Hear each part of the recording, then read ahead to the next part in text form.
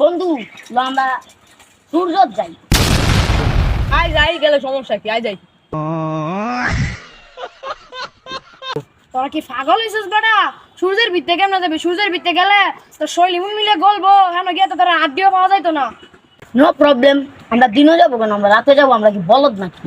আসসালামু আলাইকুম বরবা। সূর্য দিন রাত বলে কোনো জিনিস না, সূর্য সবসময় থাকে। সমস্যা নাই, আমরা বৃষ্টির সঙ্গে যাবো, বৃষ্টির সঙ্গে গেলেই দইব না।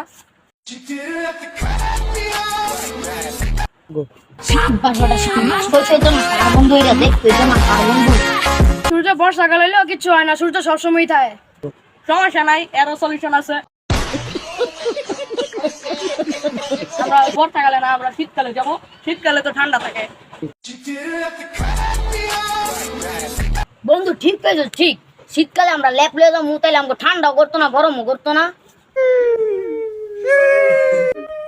হ্যাঁ, বুঝতে হবে না, আমি ইটস মি। এটা কি বলদ গো, পাল্লাই বললাম এটা নি বলে সূর্য যাইবো। আচ্ছা সমস্যা নাই, যা তোরা সূর্য যা, গিয়ে আনন্দ করে আয়। সমস্যা কি? আমরা ওই যাবো, তুই না গেলে না যা। আচ্ছা বন্ধু খারো, তোরা যাবি কি দিয়া? रुको जरा सबर करो। তুই কি বলো দেও স্থান গুলো আর শিবার সাইকেল আছে চাঁদও যাওয়া যাইব। ডাবলিন পাস না? হ্যাঁ ডাবলিন দাম বাড়ি হয়, কিন্তু মজা হবে। না সমস্যা নাই, ব্যাপার না, যাবো। বন্ধু লো আমরা আমাকে যাত্রা শুরু করি। হ্যাঁ না যা আগে বলো দে আমগুলো যাইতো না। মদন মদন সে থাক বাবা, তাই বাইক রাখলে যাও।